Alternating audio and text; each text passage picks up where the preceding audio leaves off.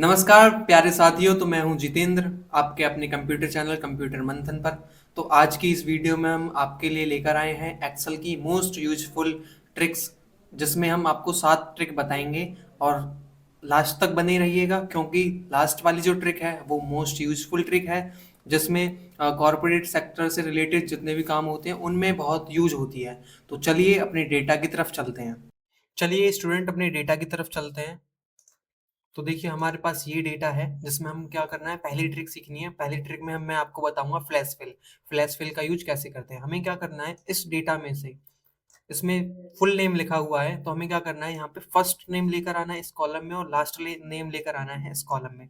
तो कैसे लेकर आएंगे, अगर आपको लेफ्ट और राइट फंक्शन आता है तो आप ले आएंगे, पर अगर आपको फंक्शन नहीं आता तो आपको फ्लैश फिल आना बहुत जरूरी है। तो सिंपल देखिए क्या करना है आपको, इस सेल में से फर्स्ट नेम यहाँ पर लिखना है। जैसे कि मैं लिखूंगा यहाँ पे RAM, और सिंपल क्या करना है, पूरे कॉलम को सिलेक्ट करना है और कंट्रोल के साथ ई बटन प्रेस करना है। तो देखिए इस वाले कॉलम में से सभी फर्स्ट नेम इस वाले कॉलम में आ चुके हैं। ऐसे ही हमें क्या करना है, यहाँ पे लास्ट नेम लिखना है सिंह। तो सिंह नेम लिख लेते हैं जल्दी से। अब क्या करना है, हमें इस कॉलम को भी ऐसे ही सिलेक्ट करना है और कीबोर्ड से कंट्रोल के साथ ई बटन प्रेस करना है। ठीक है स्टूडेंट, अगर आपको ट्रिक पसंद आई हो तो वीडियो को जरूर लाइक करें। और चलिए हम अब चलते हैं अपनी। तो चलिए स्टूडेंट, ये हमारी सेकंड ट्रिक है। इसमें क्या है, हमें ये ट्रांसपोज करना है। तो देखो, ट्रांसपोज करने के लिए हमें ट्रांसपोज का मतलब समझना होगा। ट्रांसपोज का मतलब क्या होता है, देखिए स्टूडेंट, अभी हमारे पास ये जो डेटा लिखा है, मतलब ये जो नाम लिखे हैं, ये कैसे लिखे हैं, एक कॉलम में लिखे हैं। हमें क्या करना है, इन नाम को एक रॉ में लेकर आना है ऐसे करके। तो कैसे लेकर आएंगे, इसके दो ऑप्शन होते हैं। एक हम ट्रांसपोज फंक्शन यूज कर लेते हैं, एक हमारे पास दूसरा ऑप्शन होता है पेस्ट स्पेशल में जाके हम इसे ट्रांसपोज करें। तो फिलहाल हमें इसे अभी ट्रांसपोज फंक्शन से समझना है कि इसे ट्रांसपोज कैसे करेंगे। तो मुझे ये जो नेम है, मुझे ऐसे करके इस वाले कॉलम में लगाने हैं। तो क्या करेंगे, इसके लिए यहाँ पर आएंगे, इस वाले सेल में इक्वल लगाएंगे फंक्शन लाइब्रेरी स्टार्ट करने के लिए, और यहाँ पे लिखेंगे ट्रांसपोज। जैसे ही हम मैं ट्रांसपोज के पहले कुछ लेटर लिखूंगा, वैसे ही यहाँ पे ट्रांसपोज फंक्शन आ जाएगा। हमें क्या करना है, बस टैब बटन दबाना है। और इसने पूछा इसका, इसमें पैरामीटर आया है एरे। तो एरे में हमें क्या करना है, यहाँ से इन नाम को सिलेक्ट करना है और बस शिफ्ट के साथ ब्रैकेट क्लोज करना है और एंटर करेंगे। तो देखिए हमारे सभी नाम रॉ में आ चुके हैं। अब हमें क्या करना है, बस इसे सिलेक्ट करना है और फॉर्मेट में जाके ऑटो फिट कॉलम फिट कर देना है। तो देखिए सभी नाम हमारे रॉ में आ चुके हैं। ठीक है, देखिए स्टूडेंट, आप यहाँ से इस वीडियो इन फंक्शंस को वीडियो से समझ तो लेंगे, पर अगर इन वीडियोस को देखने के बाद अगर आप प्रैक्टिस नहीं करते हैं तो आप इन फंक्शंस पे महारत हासिल नहीं कर पाएंगे। तो सिंपल आपको क्या करना है कि इन वीडियो को देखने के बाद प्रैक्टिस जरूर करनी है। ठीक है स्टूडेंट, तो स्टूडेंट चलिए अब अपनी तीसरी ट्रिक की तरफ चलते हैं, जिसमें हमारे पास ये वाला डेटा दे रखा है। ठीक है स्टूडेंट, तो हमें क्या करना है, कॉलम ए में हमारे नाम लिखे हैं, हमें क्या करना है, कॉलम बी और कॉलम सी को क्या करना है, मर्ज करना है। तो कैसे मर्ज करेंगे, एक बड़ा सेल बनाना है हमें इन्हें मर्ज करके। तो क्या करेंगे, सिंपल इन दोनों कॉलम को सिलेक्ट करेंगे, मर्ज एंड सेंटर पे क्लिक करेंगे। तो देखो ये सामने वाला कॉलम हमारा मर्ज हो जाएगा।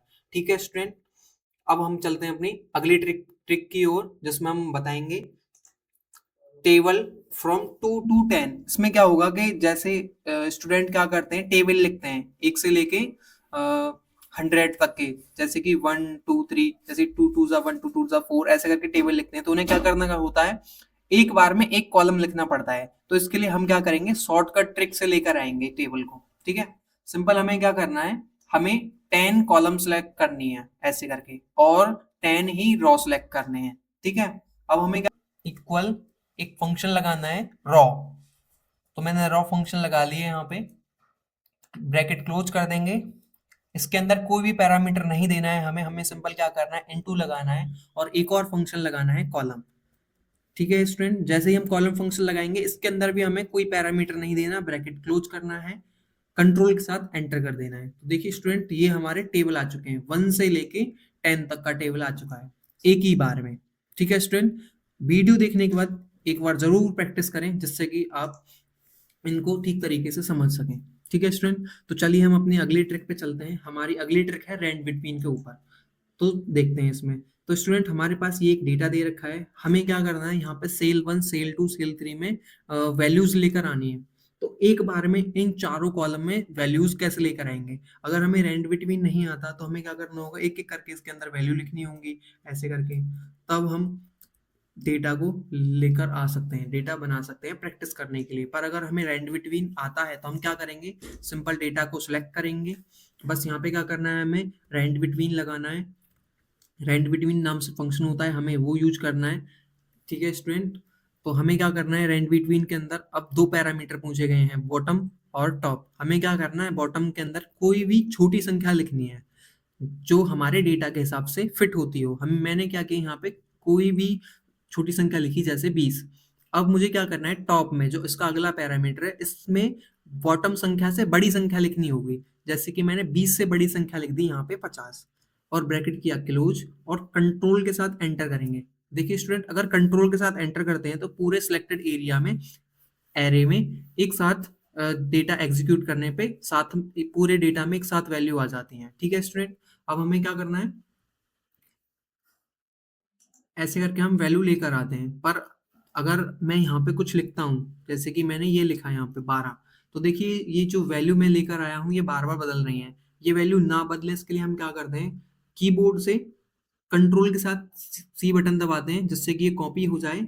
फिर इसके ऊपर राइट क्लिक करते हैं, यहाँ पे एक ऑप्शन होता है पेस्ट स्पेशल, यहाँ पे जाने के बाद वैल्यूज पे क्लिक कर लेते हैं और ओके करते हैं, जिससे कि ये जो वैल्यू यहाँ पे मैंने फंक्शन लगाया था वो फंक्शन चला जाता है और यहाँ पे सिर्फ वैल्यू रह जाती है। ठीक है स्टूडेंट, अब देखो मैं यहाँ पे कुछ और लिखूंगा तो ये वैल्यू अब नहीं जाएंगी। ठीक है स्टूडेंट, आपको फंक्शन समझ में आया हो तो हम अगली शॉर्टकट ट्रिक के पास चलते हैं। तो देखिए स्टूडेंट, हमारी अगली शॉर्टकट ट्रिक है ऑटो सम। इसमें हमें क्या करना है, हमारे पास ये सेल दी हुई है। ठीक है student, cell 1 cell 2 cell 3 cell 4, तो हमें क्या करना है, यहाँ पे इसके लिए सम करना है टोटल में। तो इसके लिए हम इसे शॉर्टकट ट्रिक से कैसे कर सकते हैं, अगर आपको सम फंक्शन नहीं लगाना आता तो सिंपल क्या करना है, आपको ऐसे करके डेटा को सिलेक्ट करना है और ऑल्ट के साथ इक्वल बटन दबाना है कीबोर्ड से। ठीक है स्टूडेंट, एक ट्रिक तो ये होती है। दूसरी ट्रिक के लिए हमें क्या करना होगा, इसे सेलेक्ट करके डिलीट कर देते हैं। दूसरी ट्रिक देखते हैं हम, इसमें सेलेक्ट करेंगे दोबारा से और हम यहाँ पे जाएंगे, यहाँ पे ये सिग्मा का निशान बना हुआ है, इस पे हम क्लिक करेंगे यहाँ पे, और यहाँ पे लिखा है सम, इस पे क्लिक करेंगे तो देखिए इस तरीके से भी हम सम कर सकते हैं। ठीक है स्टूडेंट, जिन जिन लोगों पे सम फंक्शन लगाना नहीं आता उनके लिए ये दोनों ट्रिक बहुत यूजफुल होती हैं। ठीक है स्टूडेंट, तो चलिए हम अपनी अगली ट्रिक के तरफ चलते हैं, ट्रिक नंबर 7। तो ट्रिक नंबर 7 में हमें क्या करना है, ये मोस्ट यूजफुल ट्रिक है जो कॉर्पोरेट यूज में काम आ सकती है। इस ट्रिक में हमें क्या करना है, ये हमारे पास कुछ मोबाइल नंबर दिए हुए हैं, हमें क्या करना है, इनके ऊपर फॉर्मेटिंग लगानी है। कैसी फॉर्मेटिंग, जैसे कि कोई नंबर मैं लिखूं यहाँ पे, तो कभी कभी आपने देखा होगा कि नंबर के बाद में ऐसे करके लिखा, नंबर से पहले +91 लिखा रहता है, फिर उसके बाद नंबर रहता है जो ये वाला नंबर है। ठीक है स्टूडेंट, तो हमें क्या करना है, ऐसे करके नंबर लिखना है यहाँ पे। तो इस नंबर को हम कैसे लिखेंगे, फॉर्मेटिंग कैसे बनाएंगे, सिंपल क्या करते हैं, पहले डेटा को सिलेक्ट करेंगे ऐसे करके, कीबोर्ड से कंट्रोल के साथ 1 बटन दबाएंगे, कस्टम में जाना है फिर हमें, और यहाँ पे इस जर्नल को हटा देंगे। जर्नल को हटाने के बाद हमें क्या करना है, डबल कोट के अंदर हमें क्या लेकर आना है, +91 लेकर आना है, तो डबल कोट के अंदर हम +91 लिखेंगे, डबल कोट क्लोज करेंगे, एक स्पेस लगाएंगे, बाकी की हम वहां पे जितनी संख्या लिखी है उसके लिए हम लगाएंगे यहाँ पे हैज। तो देखिए हमें सैंपल में भी दिखाई दे रहा है, देखिए ये सैंपल में भी हमें दिखाई दे रहा है कि जब मैंने हैज लगाया तो ये संख्या बाकी की संख्या आ गई जो वहां पे सेल में थी। अगर मैं इस हैज को हटा दूंगा तो +9 बनी रहेगा। ठीक है स्टूडेंट, हमें क्या करना है, यहाँ पे हैज लगाना है और ओके पे क्लिक कर देना है। तो देखिए स्टूडेंट, एक बार में ही सभी पे ये फॉर्मेटिंग लग गई है। ये जो हमें +91 दिखाई दे रहा है, बस ये हमें फॉर्मेटिंग में दिखाई दे रहा है, सेल के अंदर नहीं लिखा हुआ है। देखिए सेल में सिर्फ मोबाइल नंबर लिखा है। ठीक है स्टूडेंट, अगर आपको वीडियो पसंद आई हो तो लाइक करें, सब्सक्राइब करें और हमारे चैनल के साथ जुड़े रहें।